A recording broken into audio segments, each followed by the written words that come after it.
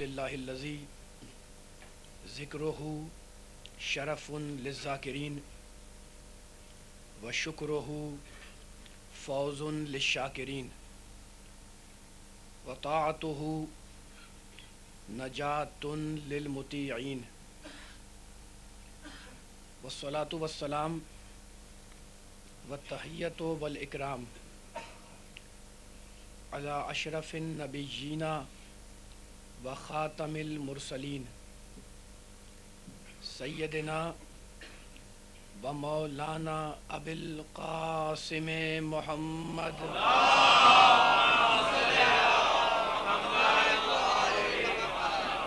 اہل بیتہ الطیبین الطاہرین المعصومین المظلومین. اما بعد فقد قال اللہ سبحانہ وتعالی فی محکم کتابہ المبین.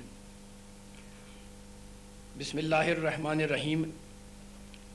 ونزلنا علیک الکتاب تبیانا لکل شیء وہدی ورحمۃ وبشریٰ للمسلمین. صلوات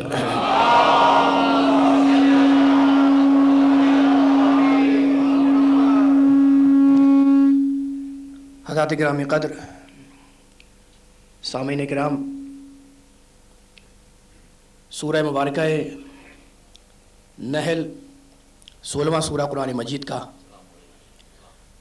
اور اس سورہ مبارکہ کی ان پاکیزہ اور طیب و طاہر کلمات کی تلاوت کا شرف حاصل کرتے ہوئے کل کی تقریر میں یہ عرض کر رہا تھا اپنے محترم سننے والوں کی خدمت میں کہ پروردگار عالم نے قرآن مجید میں قرآن کے لیے مختلف صفتوں کا استعمال کیا.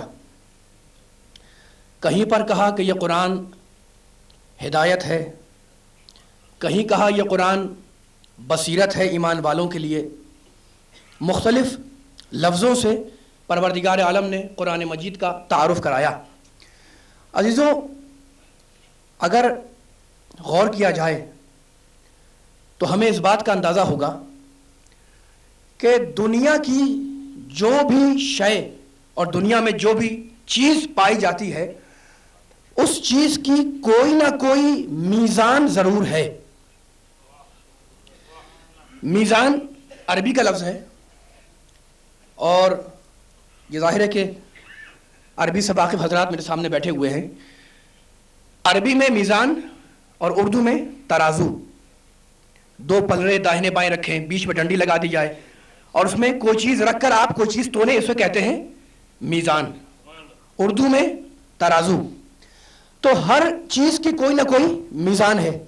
اب آپ نے ایک پلڑے میں کوئی وزن رکھا، دوسرے پلڑے میں کوئی چیز رکھی.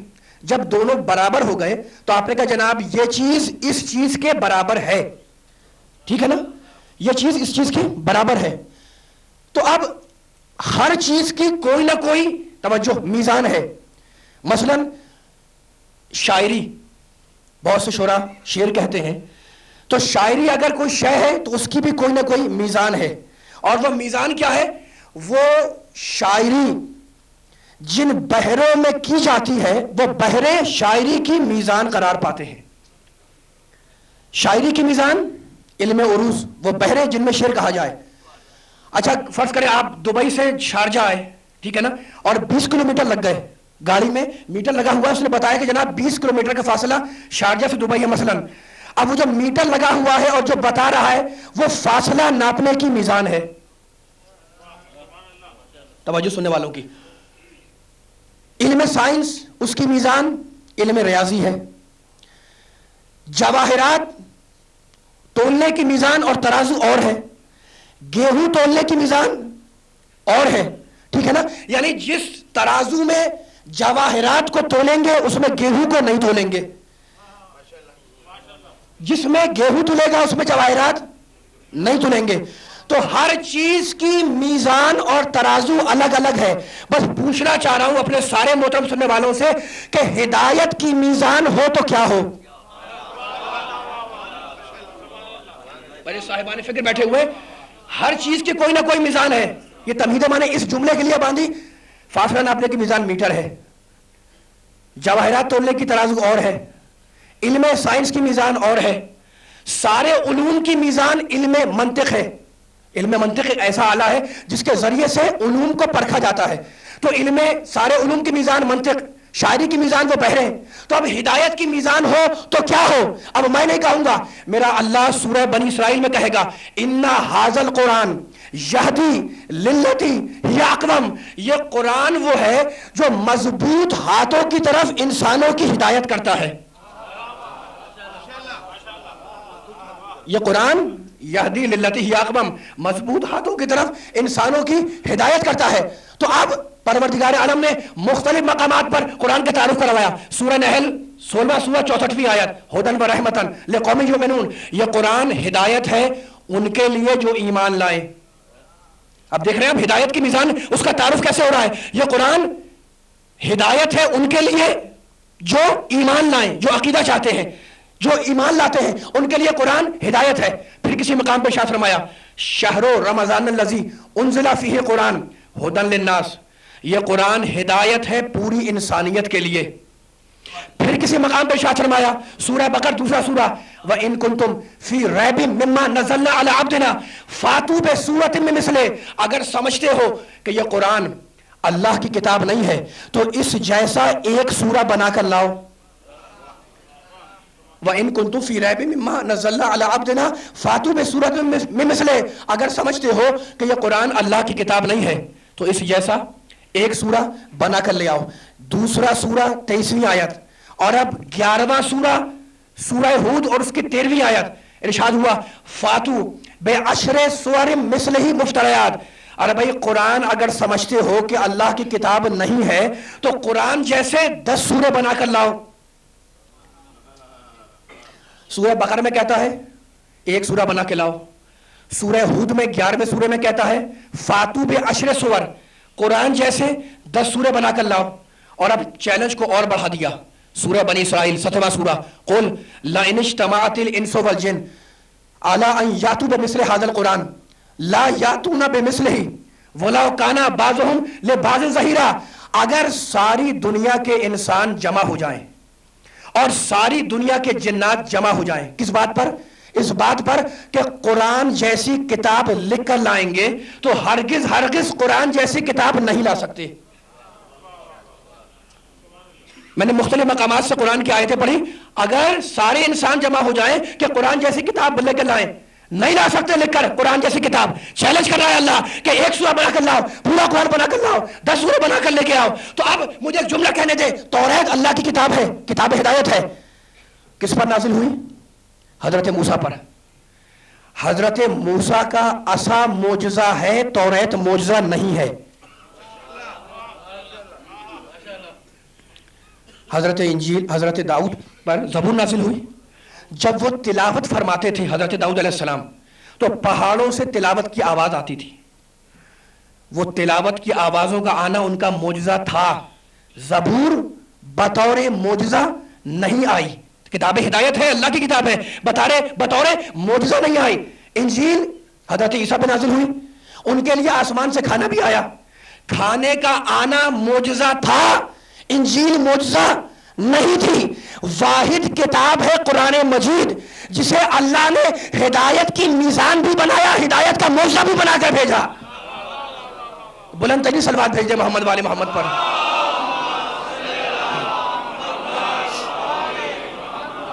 ایک مرتبہ مل کر بابا سے بلند دودھ بھیجے محمد والے محمد پر.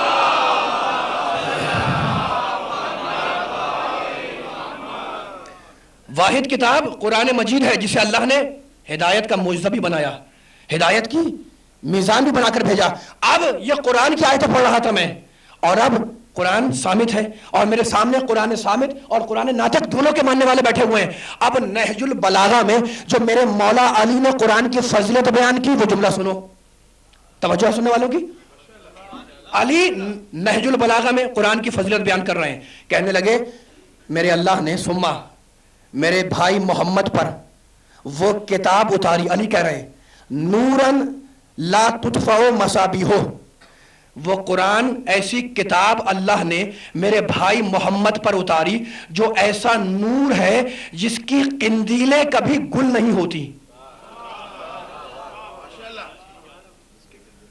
وَسِرَاجًا لَا يَخْبُ تَوَقَّدُهُ، علی بول رہے ہیں اور یہ قرآن ایسا چراغ ہے جس کی لو کبھی خاموش نہیں ہوتی، وَبَحْرًا لَا يُدْرَكُ قَعْرُهُ، اور یہ قرآن ایسا گہرا سمندر ہے جس کی گہرائی تک کوئی پہنچ نہیں سکتا، وَعِزًّا لَا تُهْزَمُ أَنصَارُهُ، اور یہ قرآن اپنے پڑھنے والے کو ایسی عزت عطا کرتا ہے کہ زمانہ ہار جائے لیکن قرآن پڑھنے والا زندگی کی دوڑ میں کبھی نہ ہارے۔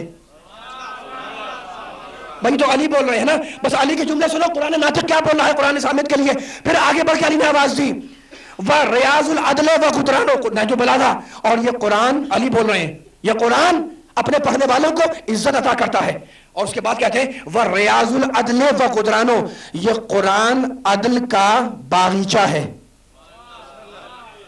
یہ قرآن عدل کا باغیچہ ہے، وَغُدْرَانُ، اور اس میں مختلف مقامات پر عدل کے تالاب ہیں،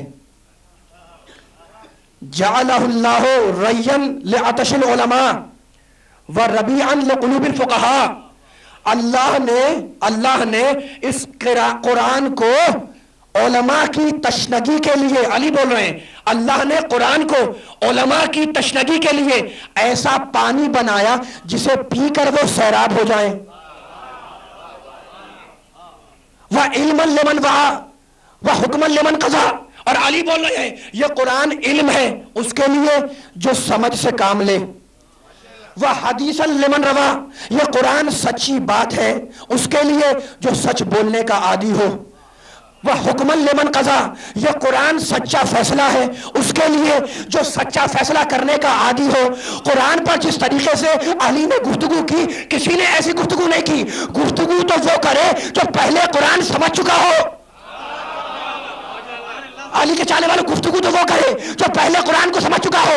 اب اللہ نے آدم سے خاتم تک 114 صحیفے نازل کیے، لگ بھگ 100 سے اوپر صحیفے نازل ہوئے آدم سے خاتم تک، اور سارے صحیفوں کو اللہ نے خلاصہ کیا 4 کتابوں میں، توریت میں، زبور میں، انجیل میں، قرآن میں، تو 100 سے زیادہ صحیفے آدم سے خاتم تک آئے، ان کا خلاصہ کیا 4 کتابوں میں، توریت، زبور، انجیل، قرآن میں، پھر پچھلی 3 کتابوں کا خلاصہ کیا قرآن مجید کے اندر، یعنی 114 کے لگ بھگ صحیفے 114 سورے بن کر قرآن میں جمع ہو گئے، 100 سے اوپر صحیفے، ان کا خلاصہ کیا اللہ نے 4 کتابوں میں، توریت میں کیا، زبور میں کیا، انجیل میں کیا، قرآن میں کیا، پھر پچھلی 3 کتابوں کا خلاصہ کیا قرآن مجید کے اندر۔ تو مجھے کہنے دو کہ سارے صحیفوں کا خلاصہ ہے 4 کتابیں، پچھلی 3 کتابوں کا خلاصہ قرآن مجید ہے، قرآن کا خلاصہ سورہ حمد ہے، سورہ حمد کا خلاصہ بسم اللہ الرحمن الرحیم ہے، بسم اللہ کا خلاصہ بے کا بسم اللہ ہے، اور بے کا نقطہ اگر مجسم ہو جائے تو علی بن جائے۔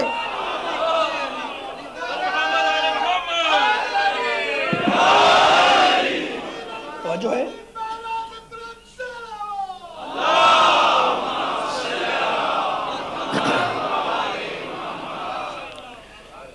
بلند ترین صلوات بھیجیں محمد والے محمد پر۔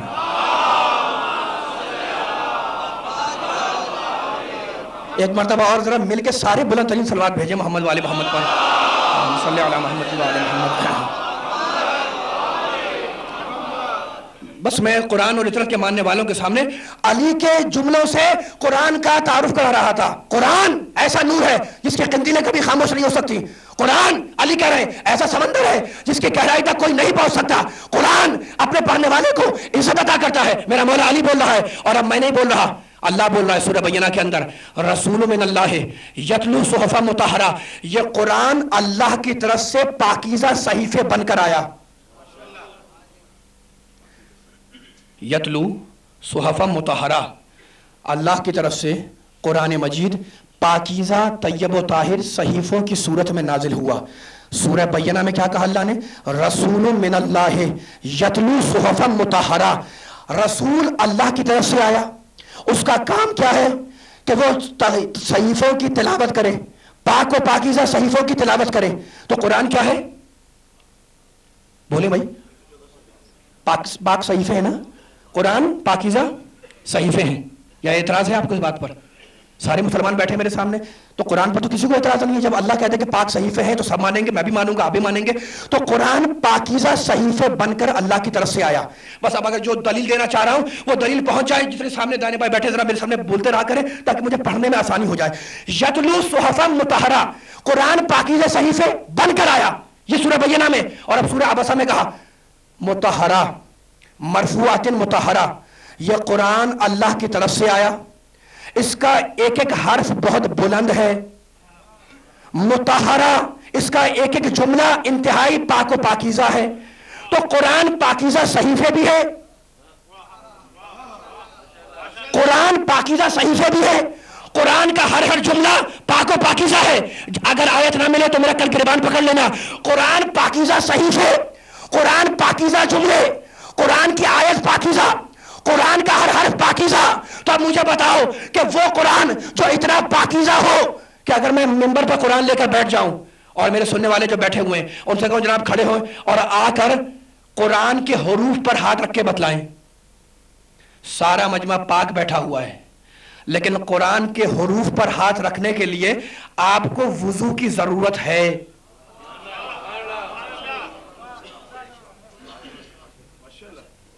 میں نجس حالت کی بات نہیں کر رہا، آپ سب پاک بیٹھے ہوئے پاک صورت میں امام بارگاہ میں مسجد میں. میں منبر پہ قرآن لے کر بیٹھ گیا، ٹھیک ہے نا؟ اب میں نے کہا جناب اٹھیں اور اٹھ کر آ کر قرآن کی کسی بھی صورت کے اوپر انگلی رکھ کے بتائیں مجھے. آپ نے کہا کیسی بات کر رہے ہیں؟ وضو کے بغیر قرآن کے اوپر ہاتھ نہیں رکھ سکتے. نجس حالت میں تو سب جانتے ہیں نا کہ قرآن پر ہاتھ نہیں رکھ سکتے. میں نجس حالت کی بات نہیں کر رہا. توجہ فرمائے جملوں کے اوپر میرے. میں نجس حالت کی بات نہیں کر رہا. توضیح المسائل میں علماء نے مجتہدین نے جو لکھا ہے اسے جا کر میرے جملوں کو ملا لیے گا. آپ اس وقت سارا مجمع پاک بیٹھا ہے، پاک حالت میں بیٹھے ہوئے ہیں آپ، لیکن قرآن کو چھونے کے لیے آپ کو ایکسٹرا طہارت چاہیے، قرآن کو چھونے کے لیے اضافی طہارت چاہیے. پاک ہونے کے باوجود تم قرآن کو ہاتھ نہیں لگا سکتے. تو وہ کتاب جس کو چھونے کے لیے ایکسٹرا طہارت چاہیے ہو وہ نازل کس پر ہو؟ وہ نازل کس پر ہو؟ اگر میں کہوں تو اعتراض کر دینا، اور اگر اللہ کہے تو اعتراض نہ کرنا. اللہ نے آواز دی طٰہٰ ما انزلنا علیک القرآن لتشقی، اے طیب و طاہر نبی ہم نے قرآن کو تیرے اوپر اتارا، جتنا طاہر قرآن اتنا طاہر قلب محمد.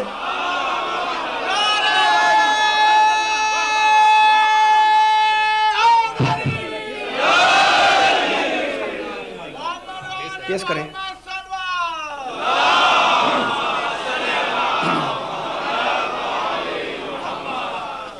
توجہ ہے سننے والوں کی؟ ذرا بلند ترین صلوات بھیجے سارے مل کر بابا.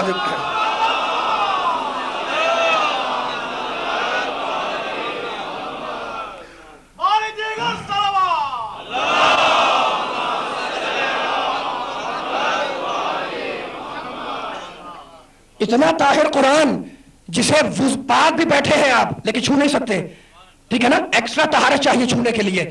وہ کس پر نازل ہو؟ طٰہٰ ما انزلنا علیک القرآن لتشقی الا تذکرۃ لمن یخشی. سورۃ طٰہٰ میں اللہ نے کہا اے طیب و طاہر نبی ہم نے قرآن کو تیرے اوپر اتارا، جتنا طاہر قرآن اتنا طاہر قلب محمد.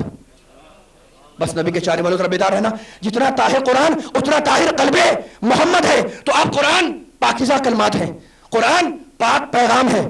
تو اب جو پہنچانے والا ہو اس پاک پیغام کا، اس کا نہ ذہن نجس ہوگا نہ روح نجس ہوگی. جب پیغام پاک ہو تو اس کا پہنچانے والا نہ اس کا ذہن نجس ہوگا نہ اس کی ذہنیت نجس ہوگی، اس کا دماغ بھی پاک ہوگا، اس کا ذہن بھی پاک ہوگا، اس کی روح بھی پاک ہوگی. اس لیے کہ پیغام ہے پاک. تو اب اسلام ہے پاک، اسلام کا پیغام پاک ہے. تو اب اسلام یہ نہیں چاہتا کہ فقط آپ کا بدن پاک ہو، نہیں، اسلام چاہتا ہے کہ آپ کا بدن بھی پاک ہو، آپ کی روح بھی پاک ہو، آپ کا دماغ بھی پاک ہو. آپ کی روح بھی پاک ہو، آپ کا ذہن بھی پاک ہو. توجہ ہے سننے والوں کی. اسلام کا مطالبہ یہ ہے کہ معاشرے کی ہر چیز پاک و پاکیزہ ہو، پاک ہو بالکل. تو اب وہ اسلام جس کا مطالبہ یہ ہے کہ ہر معاشرے کی چیز پاک ہو، کوئی چیز نجس نہ ہو. نجاست بہت سی ہے، لیکن اسلام کا مطالبہ یہ ہے کہ تمہارے معاشرے کی ہر چیز پاک ہو. اس لیے تو کہا گیا کہ کلمہ طیبہ ہے. ہم جو کلمہ بھیج رہے ہیں یہ پاک ہے، یہ پڑھو گے تو پاک ہو جاؤ گے. تو اب اسلام کا مطالبہ کہ آپ کے معاشرے کی ہر چیز پاک ہو، ہر چیز پاک ہو. ٹھیک ہے نا. نجاستیں دنیا میں بہت سی ہیں، بہت سی نجاستیں ہیں، اور اسلام کیا چاہتا ہے کہ معاشرے کی ہر چیز پاک ہو. تو اب اسلام نے بندوبست کیا ہر چیز کی نجاست کو دور کرنے کے لیے. اسلام نے بندوبست کیا، اور وہ جو بندوبست بیان کر رہا ہوں وہ سارے محترم سننے والے جانتے ہوں گے. اسلام کا مطالبہ یہ ہے کہ آپ کا ذہن بھی پاک ہو، روح بھی پاک ہو، جسم بھی پاک ہو. تو اسلام چاہتا ہے کہ معاشرے کی ہر چیز پاک ہو.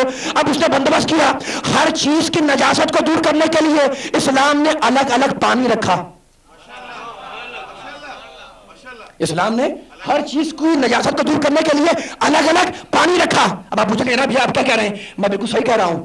اگر بدن کی طہارت چاہتے ہو تو کلمہ شہادتین پڑھو. اگر بدن کی طہارت چاہتے ہو تو کلمہ شہادتین پڑھو. بھائی لا الہ الا اللہ کہو بدن پاک ہو جائے گا. محمد رسول اللہ کہو بدن پاک ہو جائے گا. تو بدن پاک کرنا ہے تو لا الہ الا اللہ محمد رسول اللہ کہو. اور اگر چاہتے ہو کہ روح پاک ہو جائے تو کہو علی ولی اللہ. یہ طہارت.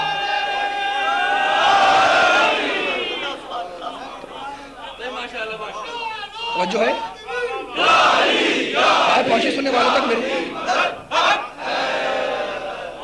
علی کے چاہنے والے میرے سامنے بیٹھے ہوئے. اگر بدن کی طہارت چاہیے تو کہو لا الہ الا اللہ محمد رسول اللہ. اگر چاہتے ہو کہ تمہاری روح پاک ہو تو کہو علی ولی اللہ. میں انشاءاللہ ڈسکس کروں گا علی ولی اللہ کے اوپر، لیکن مجھے ایک جملہ آگے بڑھنا ہے. تو اب اسلام نے ہر چیز کی نجاست کو دور کرنے کے لیے الگ الگ پانی رکھا. اگر بدن کی طہارت چاہیے تو کہو لا الہ الا اللہ. اگر بدن پاک کرنا ہے کہو محمد رسول اللہ. اگر روح پاک کرنی ہے کہو علی ولی اللہ. اگر نسب پاک کرنا ہے تو نکاح کرو. بدن کی طہارت کلمہ شہادتین، روح کی طہارت کلمہ ولایت. نسب پاک ہو نکاح سے، مال پاک ہو خمس و زکوٰۃ سے. بھائی دیکھو نا کیسا الگ الگ پانی رکھا اللہ نے. ہر چیز کی طہارت کے لیے الگ پانی رکھا. اگر بدن پاک کرنا ہے کلمہ شہادتین، اگر روح پاک کرنی ہے کلمہ ولایت، اگر مال پاک کرنا ہے زکوٰۃ نکالو خمس نکالو، اگر نسب پاک کرنا ہے نکاح کرو. تو ہر چیز کے لیے الگ الگ پانی ہے نا اسلام کے اندر. اور اب پانی کی 3 قسمیں جا کر توجہ مثال میں دیکھ لیجیے گا. مجھے ایک جملہ کہنا ہے، پانی یا آب قلیل ہے نا. بڑے صاحبان فکر بیٹھے میرے سامنے، میں کیا پیغام دینا چاہ رہا ہوں پوری طرح بیدار رہیں. پانی یا آب قلیل ہے یا آب کر ہے. قلیل پانی بزرگ سب جانتے ہیں، بچوں کے لیے کہہ رہا ہوں. قلیل پانی، ایک گلاس کا پانی میں نے مانگا آپ سے، وہ قلیل پانی تھوڑا سا پانی ہے. ٹھیک ہے. اچھا جیسے پانی آپ نے لا کے رکھا، خدا نہ خاصا خدا ذرا سی نجاست پڑ گئی، پورا پانی نجس ہو گیا. تھوڑا سا پانی ذرا سا اس میں نجاست کا ایک ڈراپ پڑ گیا، پورا پانی گلاس اٹھا کے پھینک دیں نجس ہو گیا. توجہ، آب قلیل ذرا سی نجاست آ جائے پورا پانی نجس ہو جائے. بس میرا جملہ ظاہر نہ ہونے پائے، خدا کرے میں پوری بیداری چاہ رہا ہوں سننے والوں میں تاکہ یہ پیغام پہنچ جائے. آب قلیل ذرا سا ایک ڈراپ اگر نجاست کا پڑ جائے پورا پانی نجس ہو جائے، یہ آب قلیل ہے. اور اب اوپر آئے ذرا سا آب کر بھر پانی. فقہ کی اصطلاح کر اس پانی کو کہتے ہیں، مجتہدین نے علماء نے لکھا 3.5 بالش لمبا چوڑا گہرا کوئی گڑھا کھودے اس کے اندر پورا پانی بھر دیں، وہ کہلاتا ہے آب کر. ٹھیک ہے نا. آب کر سمجھ میں آ گیا. 3.5 بالش لمبا چوڑا گہرا پانی گڑھا کھودیں اسے پانی بھر دیں، وہ کہلاتا ہے آب کر. قلیل پانی ذرا سی نجاست پڑی پورا نجس ہو گیا. آب کر 3.5 بالش لمبا چوڑا گہرا، وہ پانی کر کہلاتا ہے. کر کا کیا حکم ہے؟ کر کا پانی اس وقت تک نجس نہیں ہوتا جب تک کہ نجاست کے سبب سے اس کا رنگ نہ بدلے. ذرا بیدار ہو جاؤ علی والوں. جب تک اس کا رنگ نہ بدلے یا بو نہ, بڑی پوری ذمہ داری سے کہہ رہا ہوں یہ جملہ, نہ اس کا رنگ بدلے, نہ اس کی بو بدلے, نہ اس کا مزہ بدلے, تو آب قلیل چاہے رنگ بدلے یا نہ بدلے, ڈھوپ پڑا نجاست کا نجس ہو گیا.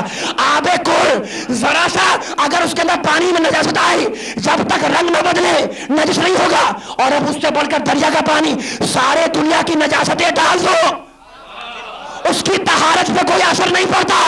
تو آب قلیل نجیس ہو جائے, آب کل نجس نہیں ہوتا, اور دریا کا پانی ساری نجاستیں ڈال دو وہ نجس نہیں ہوتا. تو بھائی آب قلیل ہے عوام الناس, ترائیلی والے بجا رہ جاؤ, آب قلیل ہے عوام الناس, آب کل ہے علماء کرام. اور دریا کے لیے میں نے نہیں کہا, اللہ نے کہا مرج البحرین یلتقیان. یہ علی و فاطمہ کی شادی نہیں ہے, دو دریاؤں کا ملاپ ہے.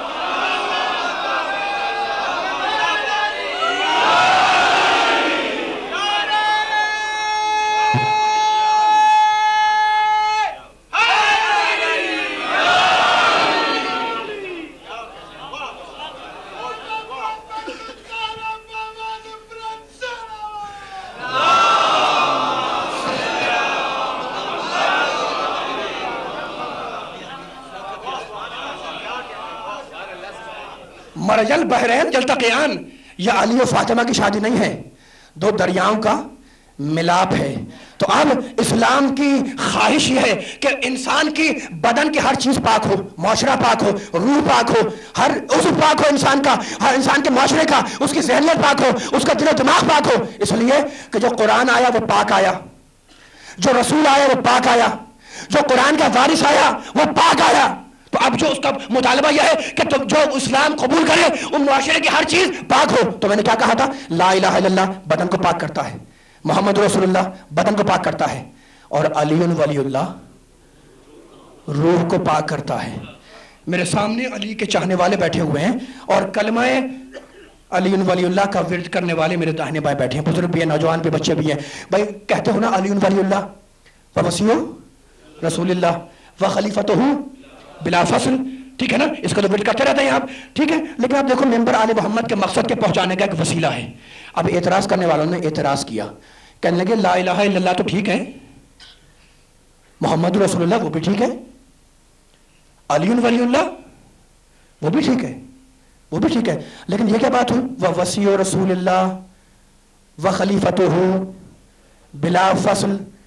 کہنے لگے لا الہ الا اللہ چھوٹا سا اتنا سا کلمہ, محمد رسول اللہ چھوٹا سا اتنا سا کلمہ, اور علی ولی اللہ کے بارے میں کہنے لگے علی ولی اللہ و وصی رسول اللہ و خلیفتہ بلا فصل. کہنے لگے یہ کیا ہوا کہ توحید چھوٹی سی, رسالت کا کلمہ چھوٹا سا, اور جب علی کا ذکر کیا تو ایسا لگ رہا ہے جیسے کوئی ٹرین چل رہی ہے.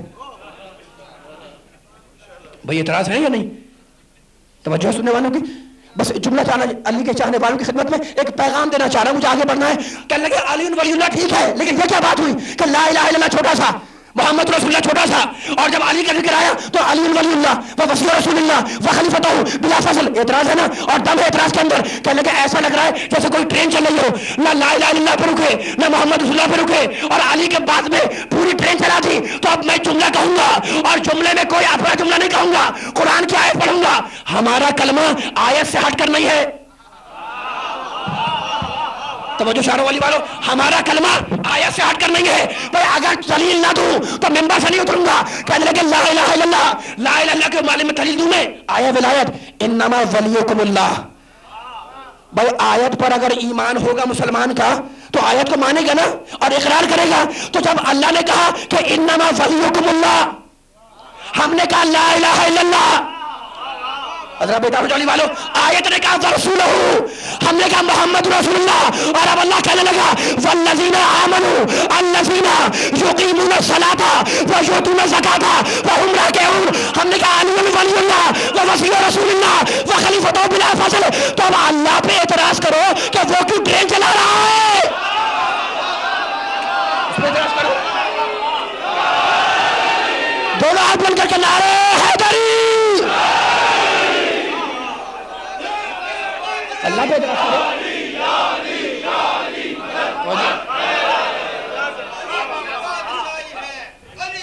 یہ تو آیت ہے قرآن کی.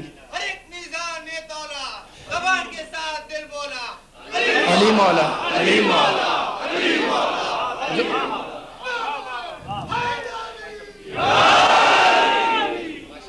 भाई ये जो नारे लगते हैं ना अली अली के, या अली के, या अली के, या अली के, मेरे मोहतरम सुनने वालों की खिदमत में एक जुमला कहूँ मैं, और मेंबर में पूरी जिम्मेदारी से बैठकर आयात पढ़ता हूँ, रिवायात पढ़ता हूँ। 8-9 साल में मस्जिद मुक़द्दस में जवार इमाम रज़ा में अपनी जिंदगी सर्फ कर चुका हूँ तहसील इल्म में, तो पूरी जिम्मेदारी से जुमला कहूँगा कि या अली मदद कहना मेरा शनाख्ती कार्ड है।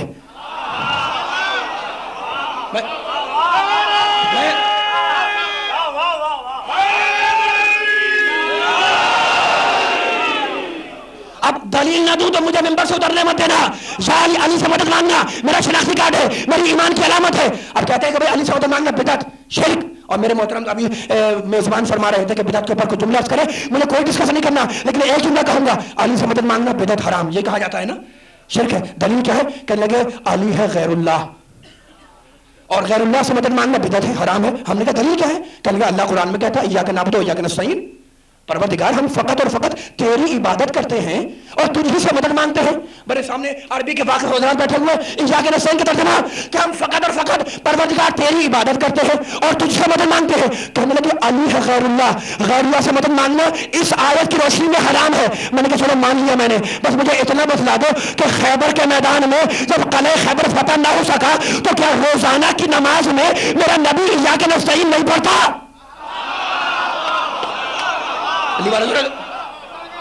मुझे बताओ कि क्या खैबर के मैदान में जब 39 दिन तक, अगर दलील मिल जाए कबूल कर लेना, क्या मेरे मोहम्मद मेरे नबी ने इय्याका नस्तईन नहीं पढ़ा?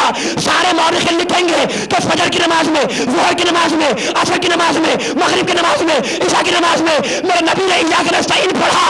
तो क्या अल्लाह आया?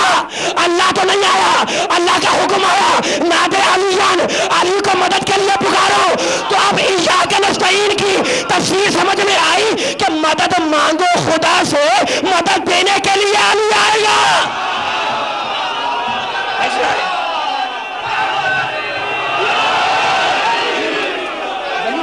चमन चमन गली गली, अली अली अली चमन चमन गली गली, अली अली अली अली नगर नगर गली गली, अली अली अली अली गुले ईमान नारे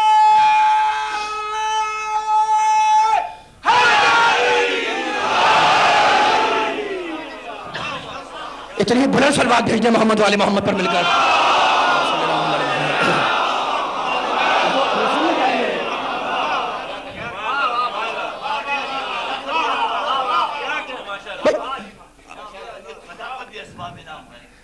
कुरान कुरान पाक है पैगाम, तो जो पहुंचाने वाला हो ना उसका जहन नजिस होगा ना उसका दिमाग नजिस होगा, वो मुकम्मल पाक होगा। ठीक है ना? इसलिए कि मेरे रसूल ने क्या कहा था, इन्नी तारिकुन फीकुम सकलैन, मैं एक चीज छोड़कर नहीं जा रहा। भाई रिवायत सुनी हुई आपकी, हादिस सकलैन मुझे डिस्कस नहीं करना। रसूल ने कहा मैं 2 चीजें छोड़कर जा रहा हूं, अगर तन्हा किताब होती तो किताब छोड़ जाते। जो चाह रहा हूं सारे सुनने वालों की, नबी ने ये नहीं कहा कि मैं फकत तन्हा कुरान छोड़ के जा रहा हूं, नहीं, मैं तुम्हें 2 चीजें छोड़ के जा रहा हूं, एक किताब, दूसरी मेरी इतरत जो मेरे अहले बैत हैं। मा इन तमस्सक्तुम बिहिमा लन तज़िल्लु बादी, अगर तुम लोग इन दोनों से मुतमस्सिक रहोगे, मुत्तफ़क़ बैनुल फ़रीक़ैन रिवायत, तो हरगिज़ हरगिज़ मेरे बाद गुमराह नहीं होगे। ये कहा ना रसूल ने, 2 चीजें छोड़ी। अब मैं सारे मजमे से पूछ रहा हूं, खुदा ना खास्ता आप तक किसी मरने वाले की इंतकाल की खबर आ जाए तो आप क्या करते हैं? इन्ना लिल्लाह पढ़ते हैं, कलमा इस्तिरजा अपनी ज़बान पे जारी करते हैं और घर जाकर उसके ताज़ियत पेश करते हैं, तस्लियत पेश करते हैं, हमदर्दी का इजहार करते हैं, मजलिसों में शरीक होते हैं। ठीक है ना? अब मैं एक सवाल करना चाह रहा हूं सारे सुनने वालों से कि अगर आपको मरने वाले के बारे में तहकीक करना है, जुस्तजू करना है, तो आप मरने वाले के बारे में 2 तरह का सवाल करेंगे। बस ये सवाल मेरे सुनने वालों तक अगर मैं पहुंचा सका तो इंशाल्लाह खूबसूरत नतीजा अपने सुनने वालों को देता हुआ आगे बढ़ूंगा। बड़े अली के चाहने वाले बैठे हुए, मरने वाला मर गया, आप गए, आपने ताज़ियत की, और अब ताज़ियत करने के बाद आपने पूछा कि जनाब 2 सवालात हैं, उनके जवाब दे दें। मैंने कहा पूछे जनाब। आपने पूछा ये बताया कि मरने वाला क्या छोड़ कर गया?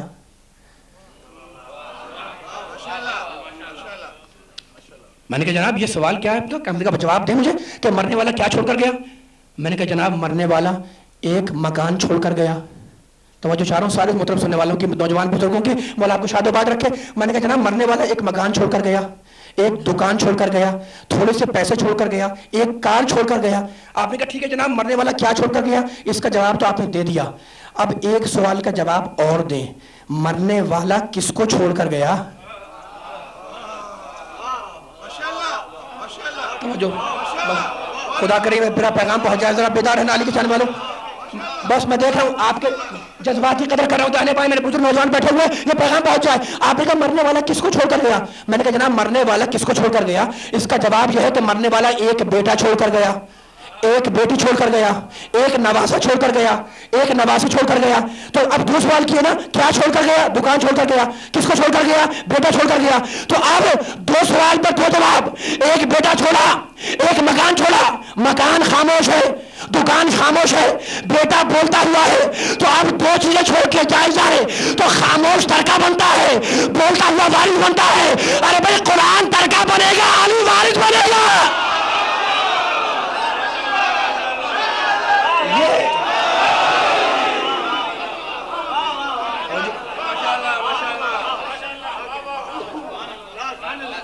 بلند ترین صلوات بھیجے محمد والے محمد پر مل کر.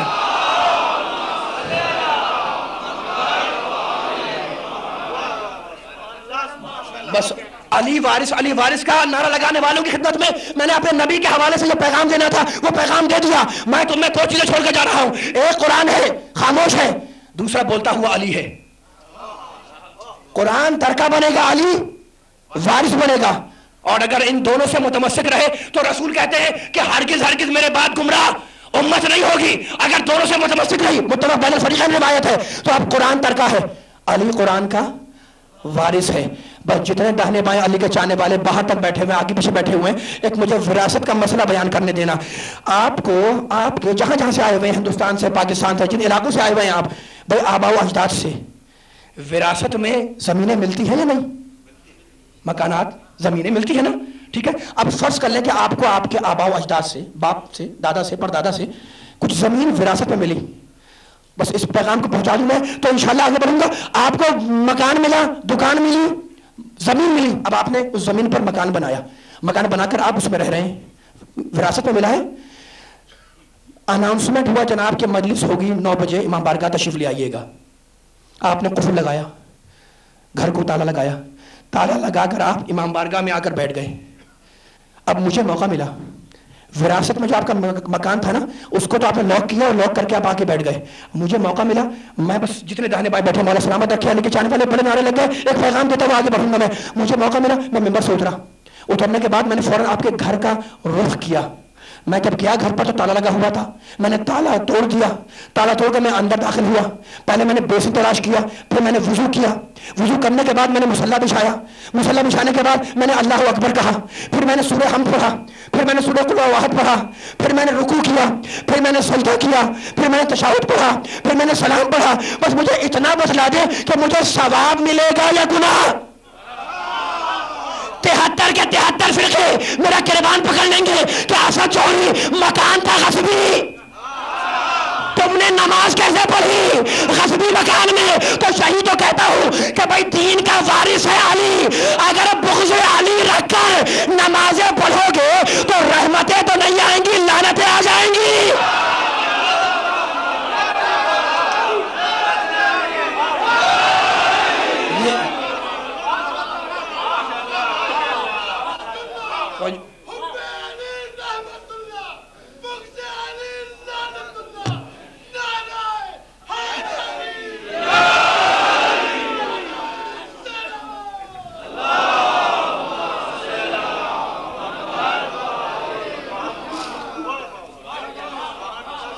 توجہ ہے سننے والوں کی. علی دین کا وارث ہے تو اب اگر علی سے بغض رکھ کر عبادتیں کی جائیں گی تو قبول نہیں ہوں گی، اس لیے کہ علی وارث ہے.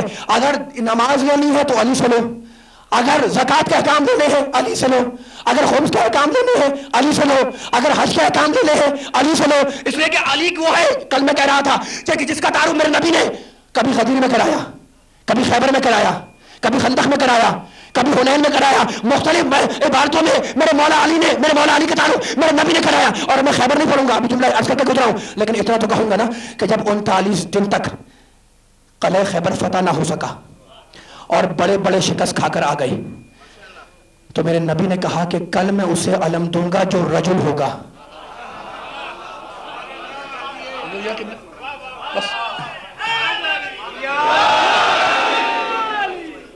کل میں اسے علم دوں گا جو مرد ہوگا. اب آپ واقف ہیں عربی زبان سے, قرار ہوگا, غیر فرار ہوگا, اللہ رسول کو دوست رکھتا ہوگا, اللہ رسول اسے دوست رکھتے ہوں گے, وہ خیبر کا قلعہ فتح کیے بغیر واپس نہیں آئے گا. کون گیا تھا خیبر میں؟ رسول نے بھیجا ہے نا علی کو, ٹھیک ہے نا. بس مجھے ایک جملہ کہنے دینا علی والوں, رسول نے علی کو خیبر میں بھیج دیا اور آپ نے نعرے بھی لگا دیے, داد بھی دے دی, یا علی بھی کر لیا. لیکن میں نے بار بار ممبر سے پڑھا پاکستان میں بھی اور اب یہاں بھی کہہ رہا ہوں کہ دشمنوں سے علی کی فضیلتیں حلق سے نہیں اترتی.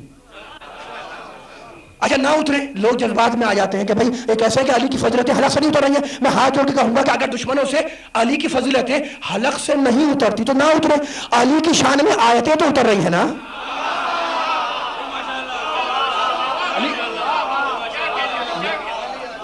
علی کی شان میں آیتیں تو اتر رہی ہیں نا. تو مجھے آیتیں نہیں پڑھنی, آیتیں پڑھ چکا میں, بس تقریر کو آخری بلوں سے قریب کر رہا ہوں. کہ اب مورخ نے جو جملہ لکھا ہے جملہ سنیں اور تقریر ختم ہو رہی ہے. کہنے لگے خیبر کے میدان میں علم کا ملنا, یہ تو ہے رسول نے بلا کے علم کو علی کو عطا کیا تھا, لیکن مورخ نے ایک جملہ لکھا کہ خیبر کے میدان میں علی کو علم کا ملنا یہ کوئی کمال کی بات نہیں تھی, یہ تو علی کا مقدر تھا. یہ علی کا مقدر تھا کہ علی کو علم مل گیا. اس میں کمال کون سا ہے, اس میں فضیلت کون سی ہے؟ یہ مورخ نے لکھا, بڑے مشہور مورخ نے لکھا. اچھا تو اب مان لیں اس کو مان لیں کہ خیبر میں علم کا ملنا علی کو یہ کوئی فضیلت نہیں تھی بلکہ علی کا مقدر تھا. لیکن ایک جملہ تو کہوں گا نفسیات سے واقف لوگوں کے سامنے کہ انسان کی نفسیات ہے کہ جب انسان کا کام نہیں بنتا تو وہ مقدر کو برا کہتا ہے. بس مولا آپ کو شاید و بات رکھے جس بیداری سے آپ سن رہے ہیں. بھائی بچہ امتحان میں پاس ہو گیا, آپ گئے, آپ نے مٹھائی پیش کی, جناب مبارک ہو, بچہ پاس ہو گیا. کہنے کہ ہاں بھی بچے نے دن رات لگا دیا, بڑی محنت کی, بڑی فرسٹ ڈویژن سے پاس ہوا, اور خدا نہ خاصا فیل ہو گیا. آپ نے پوچھا جناب کیا ہوا؟ کہا کیا کریں, مقدر خراب تھا. بچے کا مقدر خراب تھا, ٹھیک ہے نا. تو اب کسی کو علم ملا اس کا مقدر تھا.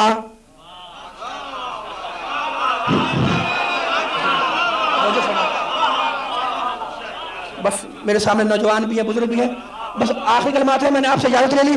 کسی مورخ کہہ رہا ہے نا, میں تھوڑی کہہ رہا ہوں, کسی کو علم ملا اس کا مقدر تھا, کسی کو علم نہیں ملا اس کا مقدر نہیں تھا. تو اب اگر آج کی اس مجلس میں آخری کلمات میں علی کے اتنے چاہنے والوں کے سامنے علی کے مقدر کے فضائل بیان کرنے بیٹھ جاؤں تو قیامت آ جائے اور علی کے مقدر کے فضائل ختم نہ ہونے پائے. مجھے میرے میں اتنی طاقت کہاں کہ میں علی کے فضائل بیان کروں؟ کہاں ساقی کوثر کی ثنا, کہاں یہ زبان نجس, کہاں ممدوح خدا و رسول, کہاں مجھ جیسا مدعا, کہاں گردش آفتاب کا پلٹانے والا, کہاں مجھ جیسا برگشتہ مقدر, کہاں باب مدینۃ العلم کی تعریف, کہاں مجھ جیسا جاہل, لیکن علی کا نام لے کر علی کے فضائل پڑھ رہا ہوں اور یہ اطمینان رکھتا ہوں کہ اگر کہیں ٹھوکر کھاؤں گا, میں دیکھ رہا ہوں علی کے چاہنے والوں کے جذبات, اگر کہیں ٹھوکر کھاؤں گا تو میرا مولا علی مجھے سہارا ضرور دے گا. اگر کوئی مشکل آئے گی تو علی اسے حل بھی کر دے گا, اور مشکلات میں مشکل کشا کو نہ پکاروں تو دوسرا کوئی ہے جسے میں مشکلات میں پکار سکوں. ارے بھائی تاریخ ہمیں یہی بتلا رہی ہے علی والوں کہ مدد کے لیے ہمیشہ اسے بلاؤ جو غریبوں کے بلانے پر بھی آ جائے, اسے نہ بلاؤ جو پیغمبر کے بلانے پر بھی نہ آئے.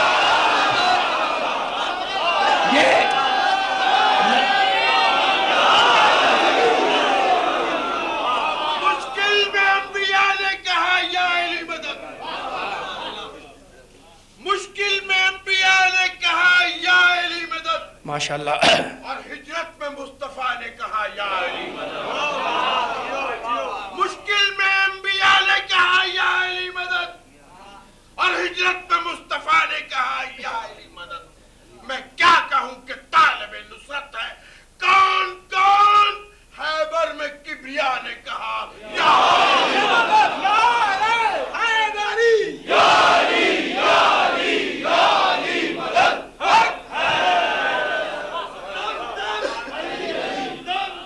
علی علی علی علی علی علی علی علی علی علی علی علی علی علی ماشاء اللہ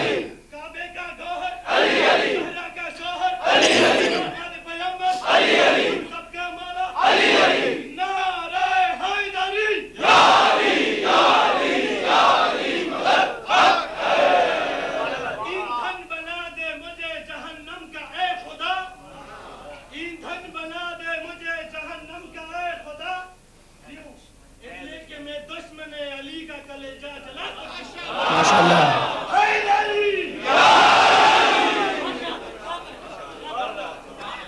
بھائی علی کے چاہنے والے بیٹھے ہوئے ہیں، اگر اجازت ہے تو شاعر کے 6 میں سے میں بھی پیش کروں.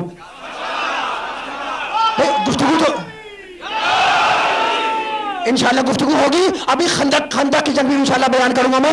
آج خیمہ پر رکا ہوا ہوں، لیکن شاعر نے صحیح کہا کہ ہوگی جو غم کی شام تو یاد آئیں گے علی، ٹوٹے گا دل کا جام تو یاد آئیں گے علی، ارے پھنس جائے گا جو کام تو یاد آئیں گے علی، لوگے نبی کا نام تو یاد آئیں گے علی، اور مشکل میں جب کرے گا نا آ کر کوئی مدد کہنا پڑے گا آپ کو بھی یا علی مدد.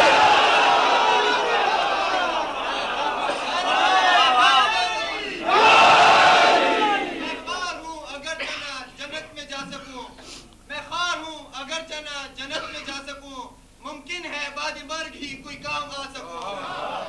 ہے بعد مرگ ہی کوئی کام آ سکوں، ایندھن بنا دے مجھ کو جہنم کا اے خدا کہ دشمن علی کے کلیجے کا جلا.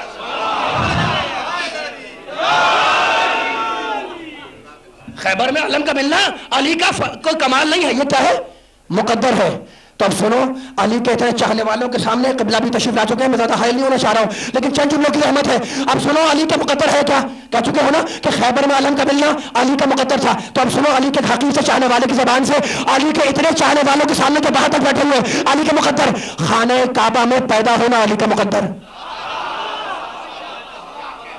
بس سنو اب علی کا مقدر کیا ہے. تفسیر قلقفہ علی کا مقدر، علی کا نام لے کر میں ہمت باندھ رہا ہوں.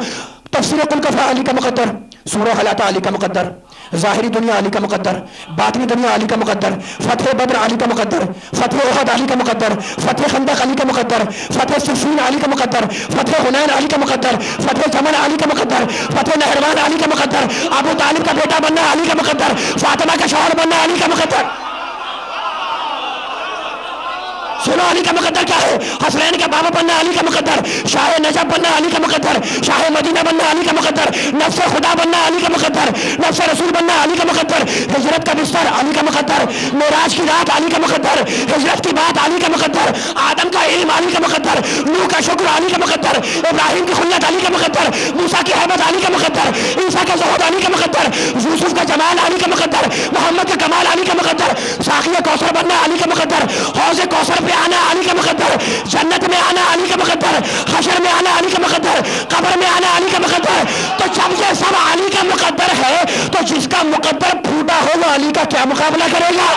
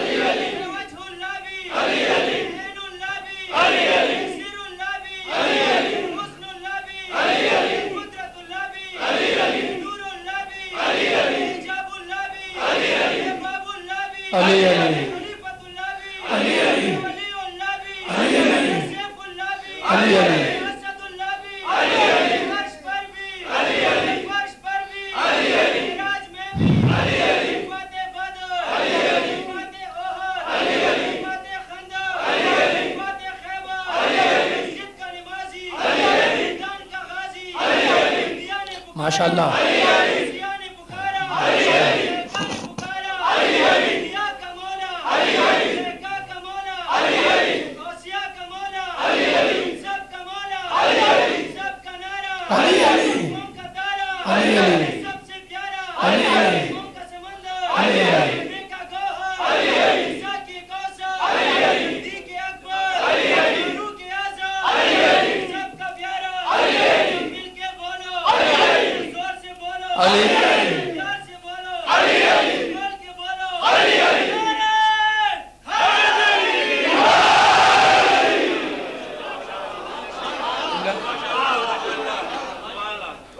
میں دیکھا اپنی تقریر میں تقریر شروع ہو گئی اور علی علی کے نعرے میرے کانوں میں گونج رہے ہیں آوازوں میں واقعی خطابت ذاکر تو نہیں کر رہا نا, میں تو آیت پڑھ رہا ہوں, روایت پڑھ رہا ہوں. علی کے چاہنے والوں کے سامنے یا علی کے نعرے لگ رہے ہیں. علی سے مدد مانگنے کا میں نے ابھی کہا کہ میرا ایمان ہے, میری شناخت ہے, اور اب دلیل دے رہا ہوں. علی سے مدد مانگنا بدعت, علی سے مدد مانگنا حرام, علی سے مدد مانگنا شرک. اب میں دلیل پوچھوں, کہنے لگا علی غیر اللہ سے مدد مانگنا بدعت ہے, حرام ہے. بس میرے نوجوانوں خاص طور پر مخاطب کر رہا ہوں تمہیں کہ اس دلیل کو اپنے ذہنوں میں باندھ لینا.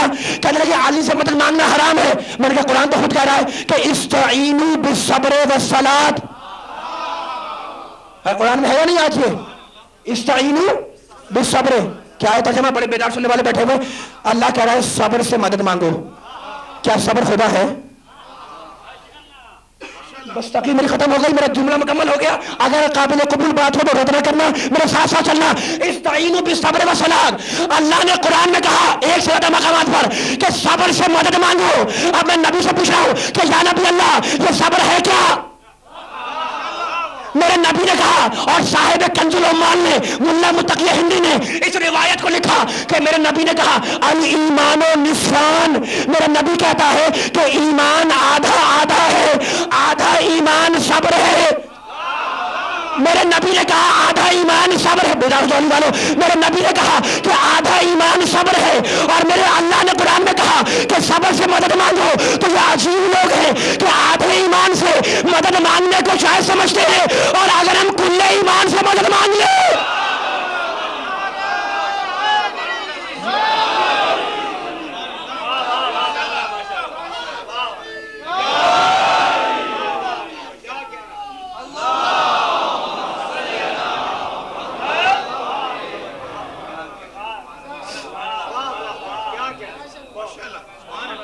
فضائل انبیاء کی میزان ہے علی ابن ابی طالب.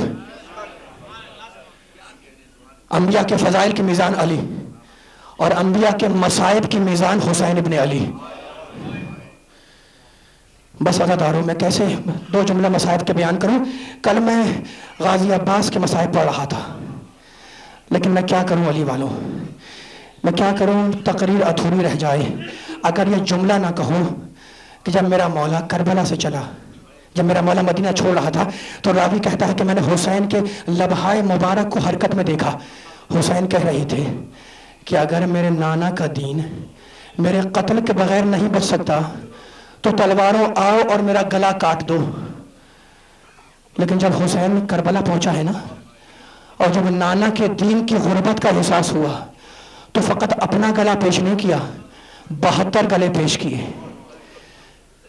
سوکھے گلے, ستائے ہوئے گلے.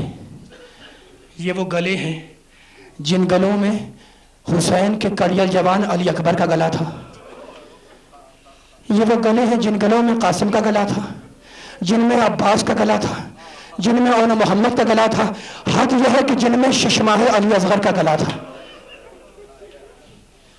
لیکن رونے والوں ہاتھ جوڑ کے کہہ رہا ہوں, یہ وہ گلے تھے جو کاٹے گئے, جن میں تیر لگا. ایک گلا حسین نے اور پیش کیا جو کاٹا تو نہیں گیا لیکن رسی سے جکڑ کر باندھ دیا گیا. پہنچ گئے نا حسین کی چھوٹی بچی سکینہ کا گلا. خدا تمہاری بیٹیوں کو سلامت رکھے. اس بیٹی کے صدقے میں جس کے کان سے گوشوارہ نوچ لیا گیا, خدا مومنات کی گودیوں کو آباد رکھے. ام رباب کی اجڑی ہوئی گود کے صدقے میں خدا تمہارے گھروں کو آباد رکھے. شام غریبہ میں جلتے ہوئے خیموں کے صدقے میں لیکن رونے والوں جانتے ہو مختل نے کیا لکھا؟ مختل نے لکھا کہ اتنی لاڈلی بیٹی تھی حسین کی کہ جب تک حسین اسے کاندھے پر لے کر لوریاں نہ سنائے بچی کو نیند نہیں آتی تھی. تھپکیاں دیتے جاتے تھے اور یہ کہتے جاتے تھے کہ وہ گھر حسین کے لیے بیکار ہے جس میں حسین کی چھوٹی بچی سکینہ موجود نہ ہو. وہ بچی جو باپ کے سینے پر سونے کی عادی تھی اسے حسین خیمے کے دروازے پر بٹھلا کر گئے. بچی نے تماچے کھائے, حسین واپس نہیں آئے. بچی کے کرتے کے دامن میں آگ لگی, حسین واپس نہیں آئے. مختل نگار نے لکھا کہ جب خیموں میں آگ لگی تو ایک مرتبہ شمر ملعون ایک خیمے میں داخل ہوا. شمر نے دیکھا کہ ایک بچی بیٹھی ہوئی ہے, ایک مصلی بچھا ہوا ہے, مٹی کا ایک ڈھیر رکھا ہے. کہا تم کون ہو؟ کہا میں حسین کی بیٹی سکینہ ہوں. کہا یہ مصلی کیسا بچھا ہے؟ کہا میرا بابا واپس آ کر تیمم کر کے نماز پڑھے گا. اجرکم اللہ. بس آخر تم نے سننا, تم نے کریا کیا مجلس ختم ہو گئی. یہ وہ منزل تھی جب شمر ملعون نے میری چھوٹی شہزادی کو تماشا مارا اور اب کربلا کے بن میں سورج ڈوب گیا. غریبوں کی شام آ گئی, وہ شام جس کا اندیشہ زینب کو مدینے سے تھا. یہ فقط غریبوں کی شام نہیں ہے, یہ بیواؤں کی شام ہے, یہ بے کسوں کی شام ہے, یہ غربت زدہ قافلے کی شام ہے, یہ اس بچی کی شام ہے جسے نیند آ رہی تھی. بس عزیزارو آخری جملہ سننا, خدا تمہارے پرسے کو قبول فرمائے, خدا تمہاری آنکھیں نمناک ہو گئی ہوں گی. بس آخری جملہ سنو. جب رات کی تاریکی میں بچی کو نیند آنے لگی, بچی چلی میدان کی طرف, لیکن مجھے اتنا بتلاؤ کہ کیا چھوٹی بچی کو اپنے باپ کے سینے پر سونا نصیب ہوا؟ ارے مختل کے جملے میرے مولا حسین کے سینے میں اتنے تیر پیوست تھے کہ بچی سینے پر سر رکھ کر نہ سو سکی, قدموں پہ سر رکھ کر سو گئی. اجرکم اللہ. آخری جملہ, بچی سو گئی. نہ عباس ہے, نہ علی اکبر ہے, نہ محمد ہے, نہ عباس ہے, نہ عباس ہے. بچی سو رہی ہے. ایک مطلب مختل نے لکھا کہ رات کے اندھیرے میں شمر گزرا. شمر نے گستاخی کی, بچی کی آنکھ کھلی, بڑھ کر کہنے لگی شمر مجھے تازیانے نہ مار. آخری جملہ شمر مجھے تازیانے نہ مار. کہا جا آخری جملہ, جاؤ سکینہ جاؤ اپنے بزرگوں کے پاس جاؤ. بچی رونے لگی, کہنے لگی شمر مجھے میرے بابا کے لاشے کے پاس رہنے دے. شمر نے ڈانٹا, سکینہ چھوٹے بچے جنگلوں میں لاشوں کے قریب راتیں نہیں گزارتے, جاؤ اپنے بزرگوں کے پاس جاؤ. بچی رونے لگی, خدا تمہاری بیٹیوں کو سلامت رکھے. کہنے لگی شمر مجھے میرے بابا کی میت کے پاس رہنے دے, مجھے 3 تمنائیں پوری کرنا ہے. شمر گھبرا گیا, کہا وہ 3 تمنائیں کیا ہے؟ کہا میری پہلی تمنا یہ ہے کہ میرا بابا پیاسا مارا گیا, میں فرات سے پانی لاؤں گی, بابا کے کٹے ہوئے گلے پہ ڈالوں گی. اجرکم اللہ. میری دوسری تمنا یہ ہے کہ میرے بابا کا لاشا اڑیا پڑا ہے, میں جنگل میں جاؤں گی, درختوں کے پتے چن کر لاؤں گی, بابا کے لاشے پہ ڈالوں گی. اور میری آخری تمنا یہ ہے کہ میرے بابا کی نماز جنازہ نہیں ہوئی, میں راستے میں بیٹھ جاؤں گی, شاید کوئی قافلہ گزرے تو میں پکار کے کہوں گی